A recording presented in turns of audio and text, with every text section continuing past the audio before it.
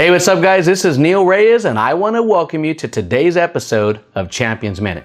Have you noticed that we're living in a society of instant gratification? Well, today I want to talk to you about the power of waiting. Get ready.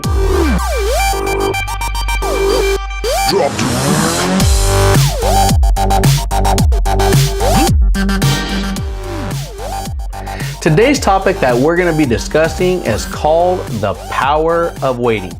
Again, today's topic we're going to discuss is called the power of waiting.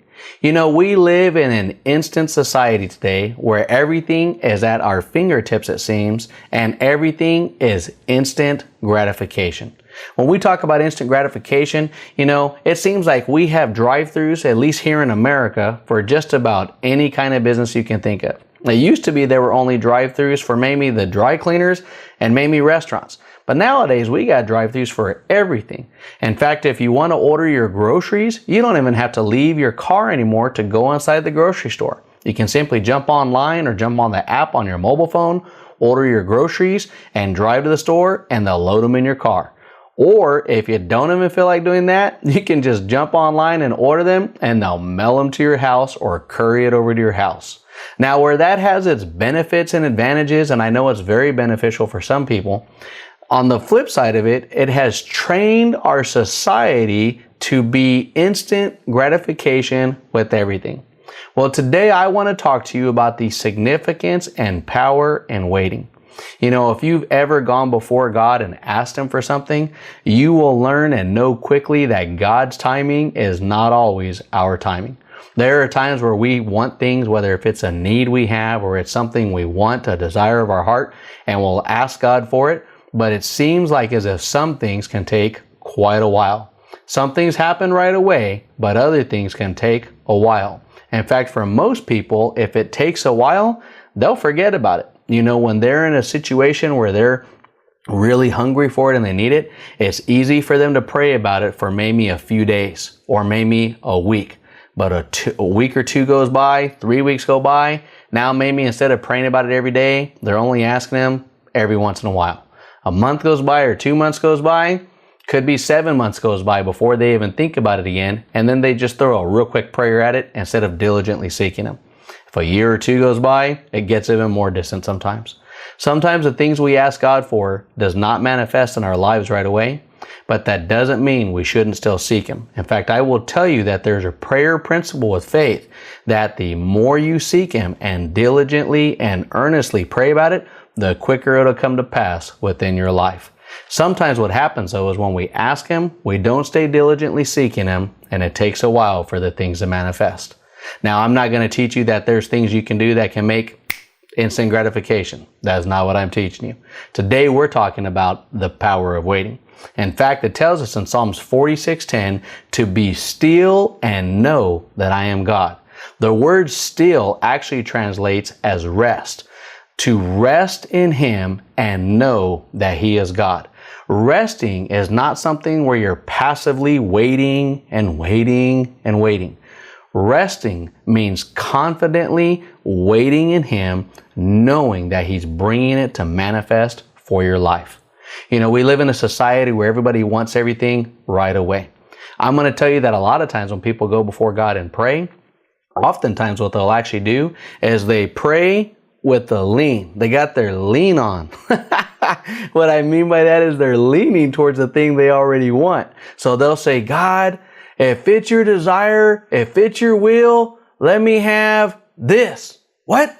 Oh, I heard it. I'm going to go get it.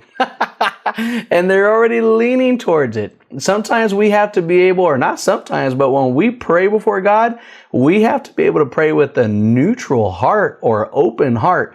That even if we want to lean some way, if He says, no, that's not my best for you, that we don't say, we can just sit around and say, okay, I'm going to wait for what is.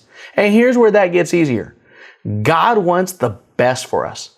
And so no matter how good this thing looks over here, no matter how bright and shiny this piece of technology looks, or this car, or this home, or the swimming pool, maybe it's a guy, maybe it's a girl, no matter how nice that thing looks, if God tells you that that's not His best for you, that means He's got something even better than what you're already leaning towards.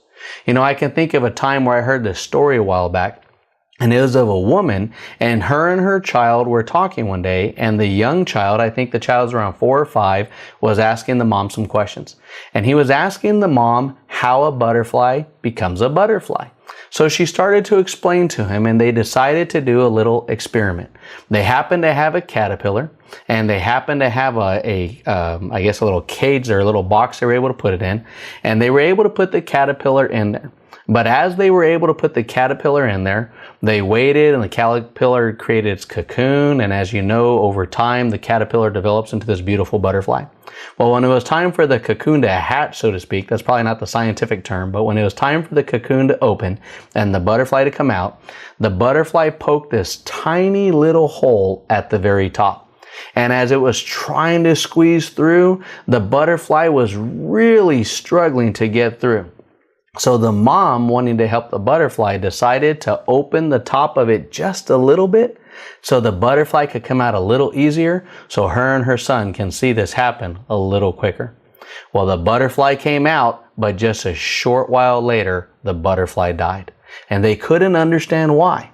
They didn't know if maybe it was the conditions they let it grow in or if something happened to it. So she started researching it. And as she did, what she found out was that her impatience, unfortunately, led to the butterfly's death. Now, what I mean by that is this. When a caterpillar goes in the cocoon and it turns into the butterfly and it comes out, there's a special, and I may not say this scientifically correct, but there's a special chemical within its body that as it's pushing through that little hole, it forces through the pressure for that chemical to release through the rest of its body as it's pushing through the hole. And what happens is if that hole is too big and it doesn't have to fight to make its way out, the pressure is not there and it doesn't push the chemical into the rest of its body. As it doesn't push it into the rest of its body, that butterfly, since its chemistry composition has changed, in order for it to sustain life in our environment, it must have that chemical equally spread throughout its entire body. What happened with the mom is, even though she had a good deed that she wanted to do, when she opened that hole just a little bit wider, the butterfly didn't have to go through the pressure it needed to. And it didn't have to go through the patience it needed to force its way out. And as it did that, it didn't have that chemical spread through its body correctly, so it couldn't sustain life. You know, when we're talking about the power of waiting, we're talking about waiting on God. And we're talking about making sure that we don't become impatient and ask Him to hurry up. If there's something that you're needing in your life, maybe it's a real change that you need or you want, be patient to wait on God for it. But don't just make the mistake and think that, well, God knows all my needs, He's just going to make it happen. You've got to speak with God, or you've got to fellowship with God. Tell Him what you need. It's okay for you to tell Him what you need, but you don't got to sit there and remind Him every day about it. You simply ask once and then thank Him therefore. But while you're thanking Him, you are thanking Him as though you've already received it. You're not thanking Him for someday. You know, someday's not a day of the week. It's not Monday, Tuesday, Wednesday, someday. Someday is not a day of the week. You have to be believing that when you ask and thank, that you've already received it. In a world today where everything is based around instant gratification, it is so important to learn the power of waiting. Those things and areas in your life that feels like you've been waiting for years for, and maybe you have, that doesn't mean that it's not going to happen. You know, I remember hearing a phrase years ago that it was my mother-in-law that used to have it. My in-laws used to have this on their answering machine when you would call and get their answering machine on their landline back in the day. And it said, delay is not denial. It's not even withholding. It's the opportunity for God to work out all your problems in the most wonderful way possible for Him, to bring glory for Him. Guys, I sure hope you enjoyed this teaching today. We want to remind you as always to go by our website at nealreyes.com and connect with us and check out our resources we have on there. We have our teachings that we put on there on our Champions Walk section. Those are our deep dive teachings. And we also have our Champions Minute podcasts, which are our daily podcasts we release Monday through Friday. Those are usually about 8 to 10 minutes long. You can find those on there and stream them 24 hours a day, or you can go to our YouTube channel at Neal Reyes Ministries. And if you do that, you can find us on there. You can also connect with us on Facebook at Neal Reyes Ministries or on our Twitter page at Neal_Reyes.